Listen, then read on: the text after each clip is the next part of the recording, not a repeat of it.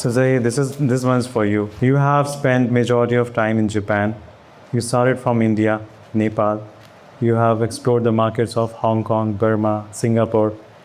After exploring these mature markets, you chose Dubai. This is where you found your home. What you were even thinking? Well, Krishna, thank you so much. I travel around the world, and after a journey start from Jaipur, Nepal, Japan, and of course US, Hong Kong. And while I was doing the shows around the world, and I came to know there's a place called Dubai. And my wife, Shalini, she's there. She said, let's go to Dubai, And we came for the holiday, first time. And I felt like Dubai has something different compared to other countries. And then she told me, why don't we live in Dubai? And I felt, it's a nice place, but what I would do, because what kind of the thing, what I'm doing, the colors, especially the gems, the people have no knowledge in this area. And slowly, she pushed me and said, no, let's go to Dubai, And we came here 10 years back, and I felt there's a reason in my life that I want to do something unique and something different, I've been dreaming all the time about the museum, There, I thought Dubai may be the right place to do this. Congratulations, you're living one of your dreams. Katrina, this one's for you. In continuation to what Judge Zaheer added, Dubai is a trade hub, and you also travel land and seas. You have traveled to Geneva. You travel all the continents. Dubai is upcoming, or it is already there? Wow, good question. I think I need to come to Dubai more often to properly answer that. I would say it's still on the rise, but it's fast developing place, not just for new buildings and new places to live and to enjoy, but also in terms of jewelry and gemstones. In the last couple of years, I've seen new names popping up or existing names opening their locations here, and there's a lot of thirst and hunger for gems and jewelry, and it's a big part of the culture as well, to adorn yourself with all the precious sparkly things we see, even here. So I believe that it's growing fast, but it's not there yet. And I can't wait to see, where it's heading. Saeid, what would you like to add? You have always been here. You started your journey from here. Dubai is becoming the hub of big trends, big designers. Especially nowadays, so many people are moving to establish an office here, a presence in the GCC, specifically in Dubai. What I noticed recently is there is no more such thing as distributors. Most of the independent jewelry brands, they want to start to approach the clients themselves. I've seen so many places, for example, in the Dubai Design District, so many jewelry brands came from Italy, Hong Kong, you name it. And it's saying a lot about the location here in Dubai.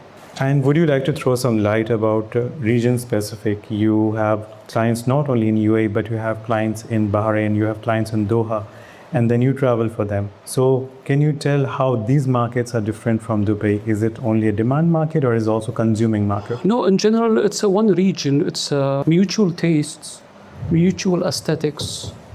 They love grand things, obviously, especially when it comes to big occasions. So the trends are mutual, whether it's GCC specific or worldwide specific. Like for example, the Paraíba trend now, it's going crazy, the Paraíbas.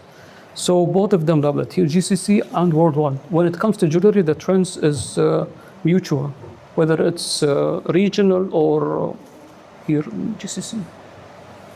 And the market is traditional, it is still asking for the big three, or it's moving to stones like Paraíba and that have never... Definitely Paraíbas, so many Paraíbas, but you still have those 10%, they like the royals, big sticks, big diamonds, big stones. This one's for you, Katrina. You love colors. Have you personally invested in any gemstone that have appreciated over the value, over the time? Ruby light. Yes, I'm still considering to get a really nice Paraíba, but as we all know, it's a stone which requires a little bit of time to get the right one for the investment. But one of the stones I truly appreciate is ruby light because of this juicy red color. And I believe, colored gemstones generally are going to be much more appreciated, and I like it how we're talking now about color in the region. I personally see a big gravitational towards a wider palette. And I think local audience gets more and more used to seeing different tourmalines and spinels and even zircons. You know, I saw in some boutiques here, which I didn't expect. So there is a big thirst for color here for sure. Also, you have been significant contributor to the Paraíba book. Yes, I'm one of the authors. Myself and Kevin Ferreira, we co-wrote this book that is dedicated to Paraíba to raise awareness about these wonderful gemstones, because I've been in love with it for a long time, and I felt like, you know, it needs to have more spotlight, and people from all over the world need to appreciate it. And I can see really the big development in the last year and a half. And it's a stone which, how to say it? Of course, we hear often rare, but it's finite, right? Brazil is already an example that the mine hardly gives any gemstones. Now Mozambique, I mean, in terms of quality and the carat weights and the clarity, there is only a number of stones which are of this wonderful investment value. So, and Zaheer is one place where he really surprised me with some amazing Paraíbas here. I don't know, guys, if you can share later maybe some of your unique Paraíbas that you have. You created the FOMO with this book. You were the one that created the FOMO. Yeah, exactly. Do you know what? I'm taking the credit. I did, and I'm so happy about it, because this stone gives so much joy. You created the buzz with this book. Yeah. Indeed, hands down. It was very well needed, I think. But they always say that trends come and trends go. And it's like a viral fever. It also comes down, it lowers down. Do you recommend to buyers and investors to still think about Paraíba? Is it still hot? Is it still worth to put your money in the stone? Absolutely. It's not just for Paraíba in generally. If you find a gemstone which is of a higher quality, right, with wonderful clarity, the carat weight is there, but mostly in colored gems, it's about color. Then no matter if it's a well-known stone like, I don't know, spinel and sapphire and all the traditional three, or it's something less known or getting there as Paraíba, is definitely worth investment, because nature is not a source which will give forever, right? Even rose quartz one day might be depleted if you mine it, without conscious understanding. So for sure, it's worth investing in gemstones and color, but in the right ones, right, where they have balance of color, clarity, and carat weight. That sums up all. This says a lot about that. Still hot, and it's worth putting your money in the stone. There's quite a number of stones in this book with the designs which came from Zaheer, and thank you very much for this wonderful contribution. Soft launch, guys. Soft launch.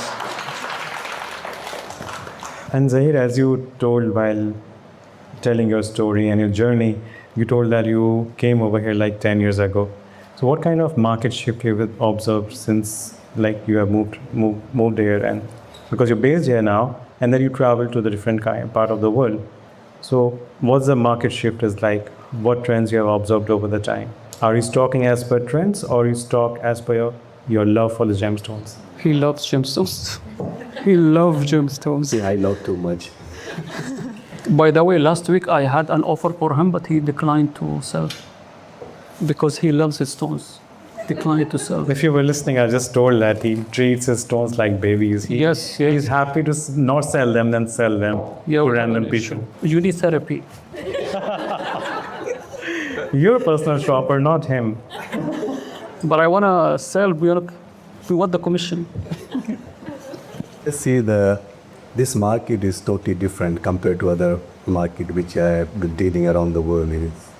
So when I came here, I had a different calls from different stores, And last year, I remember I sold 4 pieces of Alexandrite, 4 different origin, and it was a big shock for me. One guy, he bought Alexandrite from Russia, from Brazil, Africa, Sri Lanka, India. And it was all top gem quality. And I know maybe he knows about the quality and the rarity of the stones, And I was really shocked, There's so many people are moving in Dubai, and there are a lot of big collector investors are here. So there's a good opportunities are here. And as I like my passion, when I sell those stones, I'm not happy at all, believe. Because I cannot replace those stones, And there's so many gems which I sold it out, and I cannot buy back. not about the price. So rare, so rare. Unbelievable. You see the passion? And this also says a lot about the rarity of this gemstone with that we read across publications on internet that XYZ mine, Argyle is not producing anymore. Many mines are depleted already. And that's where it's a happy news for color stone collectors that surprisingly we are not getting any bad news from this field, that gemstone prices are going down. All the gem collectors and gemstone dealers are very, very happy. So this is what I've observed over the time, and correct me if I'm wrong. I'm happy to take questions on this later.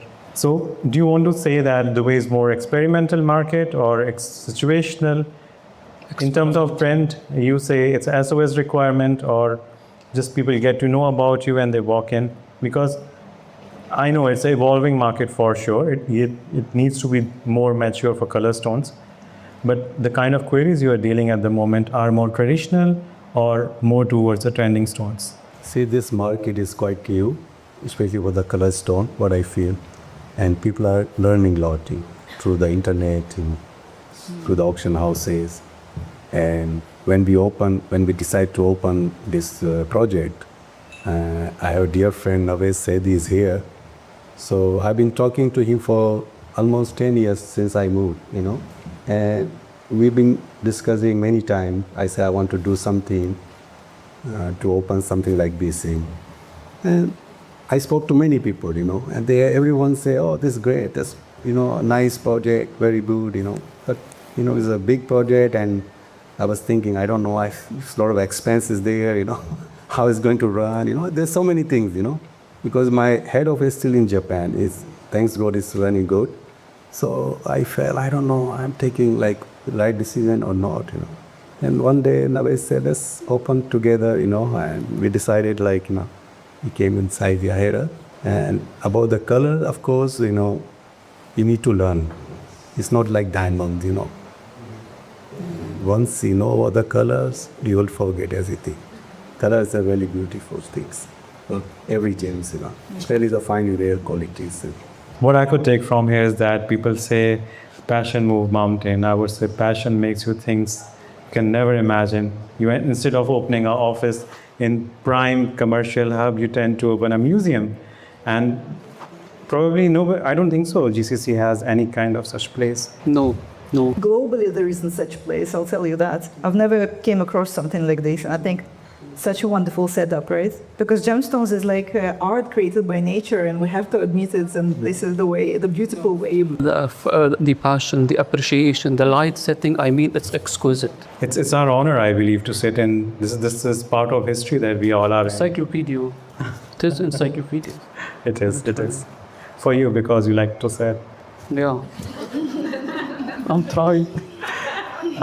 When we move to this segment, Saeid, where normal buyers are not there, I'm talking about high ticket stones.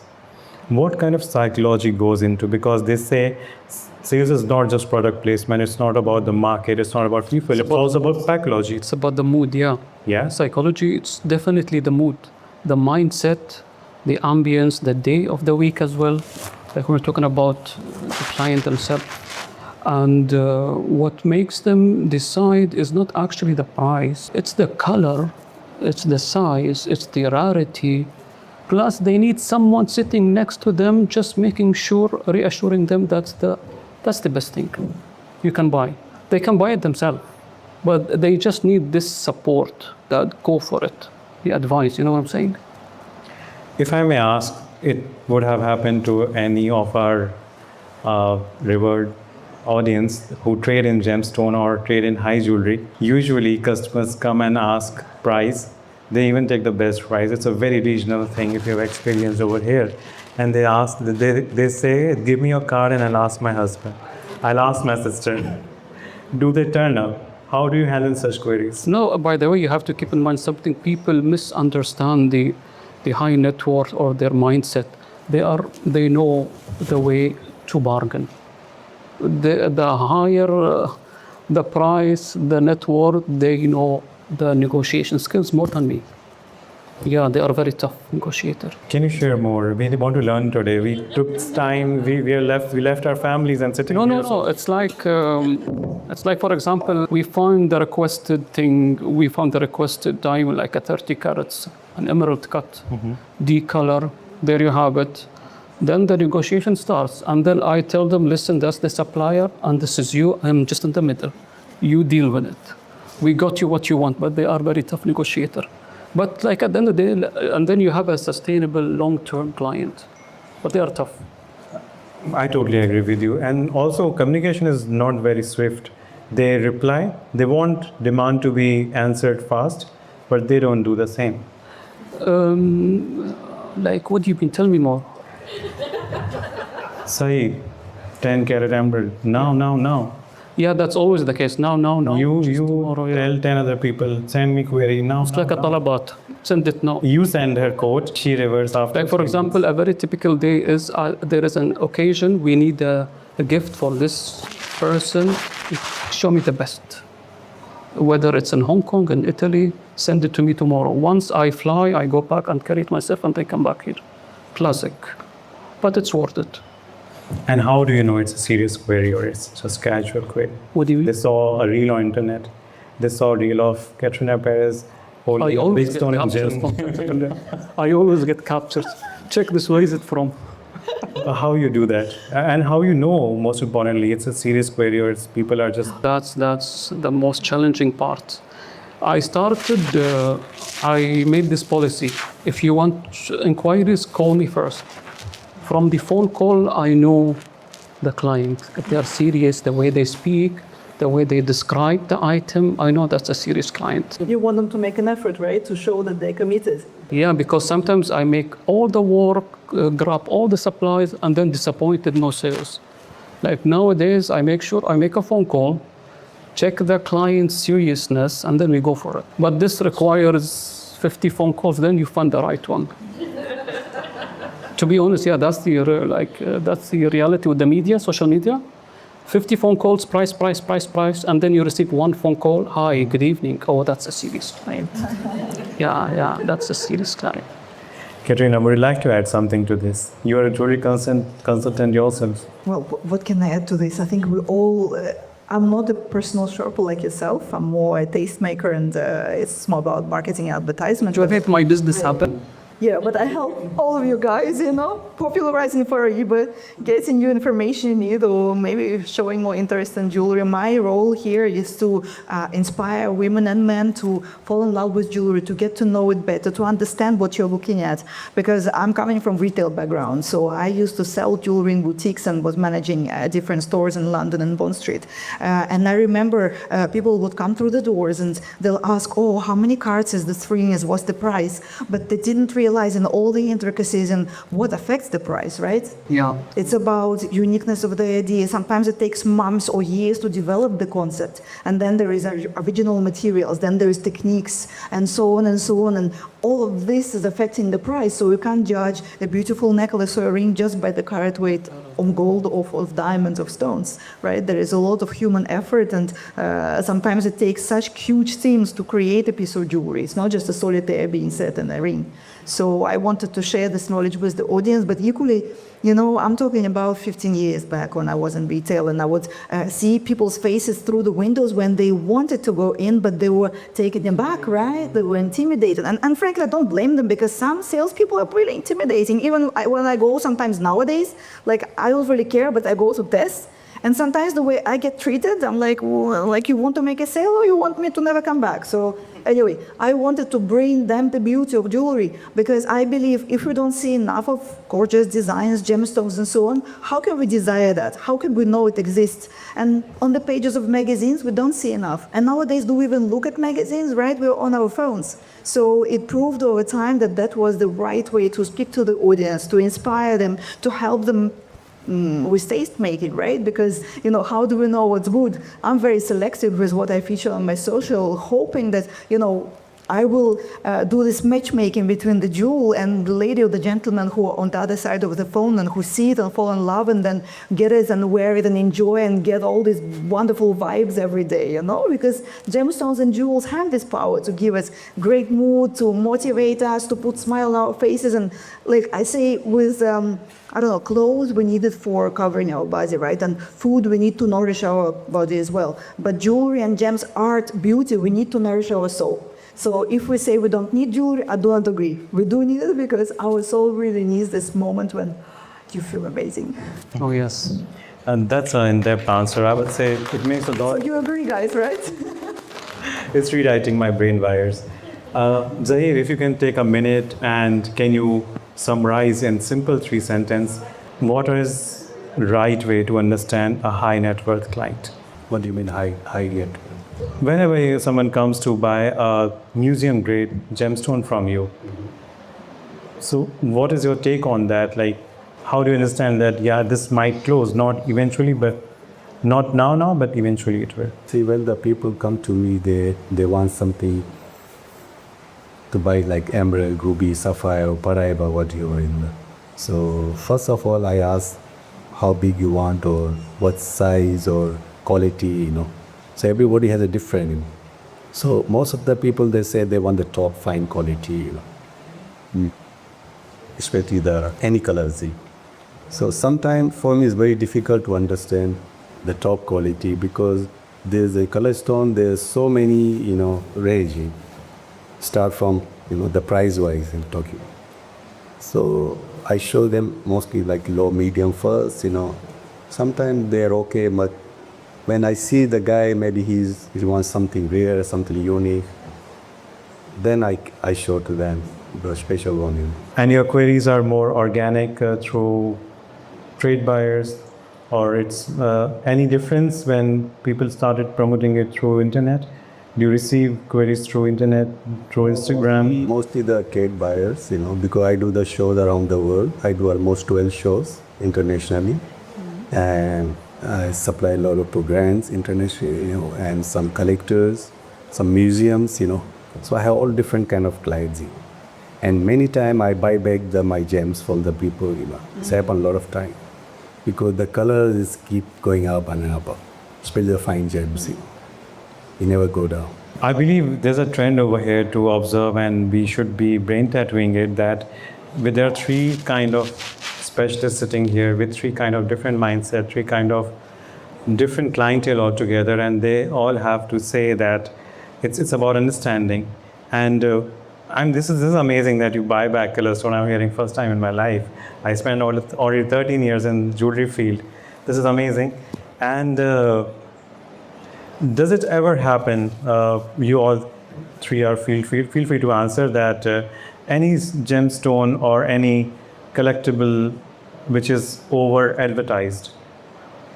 For example, something which Bulgari is launching and it is advertised through Priyanka Chopra or through their Instagram. No interest at all, especially in my How it is perceived by high collectors? in my circle. Once they know that this necklace, this set is worn by this celebrity, it was exposed in this magazine, they are not interested at all. They want something special. What exactly happens, if I may know, as a common man, what happens to that piece? It just diminishes its curiosity. What happened exactly, Katrina, if you'd love to answer? I mean, I totally understand that some people don't want to have treasure that's been worn by someone else or touched by someone else because it's so special, right? You want to be the first one to get hold of it. But frankly, those jewels still do sell because some collectors, yes, they were particularly about no one touching my treasure, but others understand the investment value, right? Because if we're talking, say, about, I don't know, remember that Bulgari necklace that Franca wore with the Gemstones emeralds, or Aunt Hathaway with a Sugarloaf sapphire, right? It's about, they know the price of this piece. It has been exposed, the price and everything. So they want to buy something that they don't know the price of. But normally the price is a request. Like they would not disclose the price. Now so many people on Instagram, they tell you that's cost around, so they don't want No, but there is so much on the internet, you don't trust everything. But just say it. Yeah. I believe this happens a lot with higher caratage of certified diamonds. This happens a lot. They usually say in trade term that extra queries and extra, maybe if it's published or advertised by Sotheby's, they say it burns the stone. Yeah. Yeah, but it's still an integral part of marketing, right? Of course. So, yeah. But do you have to add something, or I want your views about limited edition collection then. Also, Zaheer's collection also falls in the same category. You have like one of a kind pieces which you're possessive about, and you're happy once it comes back to you. What kind of psychology goes behind owning a limited edition piece? Krishna, like the special pieces, first of all, is very hard to find, so rare. And for me, it's a passion, and I fall in love with those gems, And, whenever I see and whenever, like when I sell them, as I said before, that I'm not quite happy at all, because I know I can't replace those pieces. So I think colors is especially the Paraíba right now is so in, and the prices keep going up. And I think it's very important for all of us to learn before buying anything, because it's not easy, about the colors. It's not like diamonds, as I said. Regarding learning, I've noticed clients, they are becoming very clever. Very much. They research, they check online, and they know what they are after. So there is no way to oversmart them. Vague information, they are clever. But believe it or not, there are still no rule books for color stones. Do we agree here? It is still an area where if you know, you know. And there are people curious for every other segment. They want to know. They just want to have a price idea. They probably want to own it down the line. This reminds me of Salvador Dalí ring that you wanted to own, Katrina. No, I think now you're hinting that I need to write more books, no? So we have more textbooks for color stones. Please do. Our future generations would thank you for that. Your ring that you wanted to have. Can we tell the story of that Salvador Dalí ring that ultimately showed up in price over the time? Do you want me to tell from the point of view that all the retailers have to be fast with their answer? Tell in a way that you never told it to Krishna. And actually, while we were talking, I was thinking, like, you asked that interesting question, how do you tell if the client is serious? I think, I don't know if you agree, but one of the ways to understand is if they reply fast, actually. Because when we really want something, we make an effort. And this is one of my tricks to understand if the inquiry is serious, and to invite them to actually, like yourself, have a proper communication rather than PP on big PP is Yeah, this is the price. PP means price, please. Yeah. I had no idea that PP means price, please. Okay. Yeah, they just say PP. No, they seriously, that's what they write. And by the time you replied, you never hear from them again. Even if you reply within 5 minutes, it's like, I don't know, it's like a swear word. So, Phone calls only. yeah, there you go. Good strategy. I mean, talking about this, I don't know from which perspective we were a bit to say. It's just my personal experience. There was a wonderful ring from Salvador Dalí. I'm a big fan of this artist, and he worked with an American jeweler to create a very limited edition of designs, and they look like angel wings. And in the start of my journey, I came across one of those rings at an antique jeweler at an exhibition, and I fell in love with it. And it cost like 10,000, and it was an extortionate amount of money. I couldn't afford it. So I kept my eye on it, and I was hoping that one day I will have it. And I'd say that we don't always choose jewelry. Sometimes jewelry chooses us. Meaning, if you see something and you still can't take it out of your mind days, months, in my case, years later, then you have to have it, because you will never forgive yourself for missing this element in your life that can make you feel amazing every day. So a few years later, like 5 or 6 years later, I see it's available again. I'm like, right, this time I have to have it. So I contact the same retailer. It happened to be that they sold the ring, but then actually somehow they got it back. They have paperwork, it's real. Like for me, it's something truly special. At that time, I asked for the price, and they made me wait, okay? And not a few hours, and yes, it was on DM. And I always preach on Instagram, it has to be fast. So I wait 1 day, 2 days, 3 days after the reply, okay? And the reply was very disappointing, because now it's 25,000 pounds, okay? Not even dollars, but pounds. I'm like, okay, right, what do we do? Sell the kidney? I don't know, remortgage my house, go to get a loan? But the thing with jewelry, right? I always say it's an emotional purchase. So the first thing that happens when we feel here, our heart tells us, oh my God, you have to have it. Like, I need it. And then the rational kicks in. We start thinking, like myself, I need to buy, pay for mortgage. I need to pay for my child's education. I want to also be able to survive, not just on bread and water and so on. And that's what happened with this ring. But they made me wait for quite a while. And plus, I asked for the videos to show me how it looks on the finger because I saw it like 6 years before that. They made me wait another 3 days. In the end, you know what? I just gave up. I'm like, you know what? If I want it and you don't want to sell it to me and you make me wait for so long and for that price as well, I'm like, done. I don't even want it. So sadly, it was a sad experience, but that exemplifies that if you have an inquiry, please be proactive. No matter if you are at an exhibition or as a client, I wouldn't care where you are. You want to make a sale. I'm a client. I'm ready to cash in. My emotions are running high. Like I'm here ready to sell my kidney, and then you're missing the sale. So that's just a life experience I wanted to share. I don't know why I was sharing this, but maybe someone had a similar experience with something they wanted to buy in the jewelry world.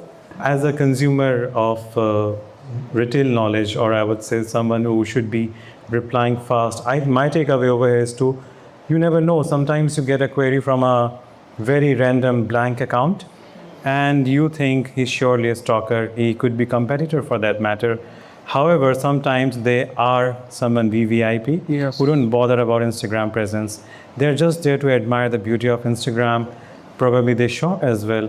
And it's on us in this era where technology is taking over to be responsive towards them irrespective. Actually, Saeed, because my theory is that all the high net worth individuals, they don't even have an avatar. Profile. Yeah, that they observe. They don't really interact much. No profile, just empty profile. Yeah. So what do you do when you receive PP from such accounts? Phone call, exactly. Phone call. I know the mindset, the mentality, the way they speak. They know what they are looking for. Were you ever connected with a scammer? The PP guys, I always go with the PP guys. Price, please. Have you had a scammer? I did. Yeah. You want to hear the story? Yes, of course. Now it's interesting. Okay, and actually it's good for you guys to know because I'm not the only one. And since I've been in retail for many years, I kind of also, and I'm very intuitive in my actions. So basically, I got an email request from a hedge fund that were looking for, beautiful jewelry set that was 4 or 5 years ago. So we're looking for a beautiful jewelry set for our client's wife for her birthday. We have a budget of about 150,000. Can you help us? They have a website, which looks okay. They call on WhatsApp. It's always the assistant. You talk to a guy and then the assistant calls and they don't get shy to call you actually, and it makes you feel like it's all real. So then, of course, they want to see the different variety of jewelry you propose, and I work with different designers who would like to offer what they have in stock. So I send them about 5 proposals fitting the explanation. And then it starts, right? Okay, wonderful. We like this. We have the budget. We want to meet next week. Let's meet in Milan in a hotel. Oh, no. In Milan in a hotel? Well, we can ship to Milan, but it has to be done in the Ferrari office or Malika Ahmed. No, we can't because, and then the different excuses start. And of course, then you start feeling something is fishy going on, right? And obviously I said, you know what, none of my clients would agree to some hotel in Milan. It's not going to happen. I'm sorry, I can't help you anymore. And then a few years later, I heard the story exactly the same with a jeweler who actually did go to Milan. And, well, everything was fine in the end, right? They were with the jewels, but so those guys started asking to show the jewelry privately, give it to me. My wife is sick, I'll take it to her room. She's upstairs, all this. He's like, no. It's not insured. I'm here. She can come downstairs. I don't care which stage she's in. No, we need to take it. So basically they declined and they left. So everything was... You reminded me of one incident that was last year in Rome. I received a phone call, huh? They told me, hi, we want to sell off estate jewelry. I saw the pictures and everything. I was like, okay, we can assist you proposing it to auction house, etc. Big kind of jewelry. And then they told me, but you must come to Rome. We will take you in the car to bank. I was like, okay, thank you. A car and then to a bank. I was like, no. It's either you come to Dubai with the stuff, or it was very sus. Yeah, if something feels a little wrong, it is wrong, right? It was too good to be true. And it was too good to be true. And I personally feel that luxury is never rushed. If you're a serious buyer, you would sit across the table, you will talk. You will wait for the response. You will never rush unless you really want to run away with that piece. When you hear like so many big stories, back off a bit, think about it. We are towards last leg of our conversation. My very open question to all three of you. Are you friends with AI in terms of selling a high network piece? Because this is not, we are not talking about regular retail. We are not talking about Instagram automation. Do you take any kind of help with AI? Of course. To understand your customer psyche for that matter, or maybe options that you should be suggesting to your client? No, AI, I use it for describing stones quickly. I post the thing that I have, describe it in a very romantic, affluent way. They do it very well. Do you do the prompt? You are the affluent salesperson. Yes. It does the job very well. And then we create a PDF file, we send it off with the description. It helps a lot. Helps a lot with the description, brainstorming, etc. Yeah. And Katrina, as a pioneer in the social media space, especially for jewelry, dedicatedly, how are you using AI? For me, AI helps to generate ideas because all of us sometimes have creative block, and especially when I'm at exhibitions and I have to create content in fast pace. Especially at exhibition, I have to film, talk to everyone, be nice, discover what's new, filter in my mind what I want to show, how I want to show. Then Ksenia and I, she's my photographer, she's here. We have to film it, set the light, talk to people at the same time because they don't care that I'm working. They will have to come and say hello and take a picture with me and all of this. So AI is a great tool to speed up your work, to automate some of the activities that you can do faster with AI. Helps to generate ideas. Sometimes at exhibition I do use it for caption, which I then edit to my style, but I put the details which I wanted to say, and then, because writing a caption, generally if I do it, it might take me up to 30 minutes. If I want to phrase it nicely, think, imagine, romanticize and so on. With AI, 7 minutes. Could you redirect the whole thing for sales process? How you use it for your sales process? Look, AI is a good assistant to help you, again, brainstorm, right? So I have a situation like this. How would you do this? What would you recommend? Be this, very seasoned salesperson, give me the answer. But then, I don't believe that AI is 100% there. Like it's still, it's like a junior assistant. Right? So of course I am advocating for using AI, but just now at the exhibition in Argenta, I had this talk as well, and I was saying, you don't become AI, you make AI become you, so you train this to be you and not the other way around. So yeah, there's definitely room for that, but not extensively. Don't make it replace your work. Thank you so much. Zaheer, something to add? No, I agree with them what they're saying. What I know that your AI is Shalini. Yes. Give him his applause. It was wonderful. I'll not miss that chance. By the way, can I say something, please? I want to shout out to our jeweler, Tariq Riyad from Abu Dhabi. Pleasure to see you here. Tariq. Pleasure to see you here. The innovator. Yes, he is. And there's a Fadi also there. Fadi, yeah. He's another mastermind. I'm sure he is. He made most of our jewelry, and what she's wearing, this also made. He's the workshop guy. Yeah. The workshop. This is a massive fact. We must go. And there's a Manish Bhai is there. He's the one who bring me this place. Oh, wow. Such a great community. Honestly, it's very confusing. Many of you should be in this place, and I can't wait to start a Q&A. And before we go for Q&A, I would love to ask our Revert panel if they have something to share, regardless my question. That's the most difficult question. Concluding note, please. I'm so happy to be here. It's my first time doing such panels. And thank you so much all for coming. I wasn't expecting this crowd, to be honest. Zaheer told me it's going to be 10, 15 people, don't worry. You couldn't this. He wasn't telling you, he was telling himself. Plus sitting with Katrina, it's amazing sitting with you. I used to read Katrina's blog website back in 2016, and now sitting next to her, it's amazing. I feel like a dinosaur now, I've been doing this for 13 years now. But I feel like I've just started. No. You are the OG. You are the OG. Oh, thank you.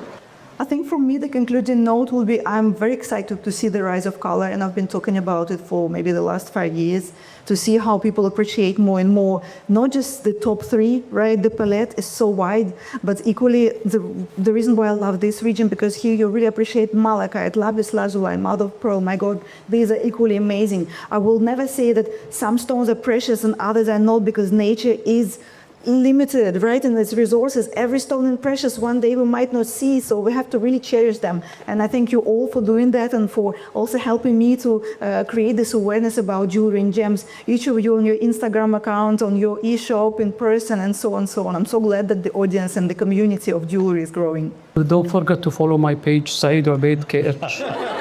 The most important thing to do today is new followers. Thank you.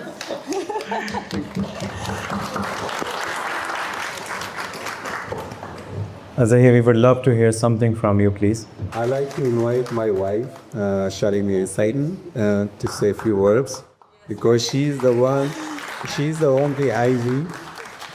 I would like to invite the catalyst behind Zaheer's dream and his lady luck, the vibrant Charlie Ansari, for the vote of thanks for the colored wonders. Charlie, please. So beautiful. On behalf of Perez, I would really like to thank the panelists, our guests. Thank you so much, everyone, for sharing this joy this evening with us. Thank you for being the part of our journey here and sharing your knowledge and making this evening so special. Thank you so much, everyone. Good evening to you all. What a meaningful conversation of gemstone from different aspects. As we come to the end of tonight's conversation, I want to thank each of the panelists for sharing not just their knowledge, but a part of their journey with us. Tonight was more than about gemstones. It was about vision, passion, and stories people choose to build around beauty and heritage. Thank you everyone who joined us tonight. Made this evening very, very meaningful. I hope you leave with new perspective, new connections, perhaps a deeper appreciation for the world of color gemstones. Good night and thank you again.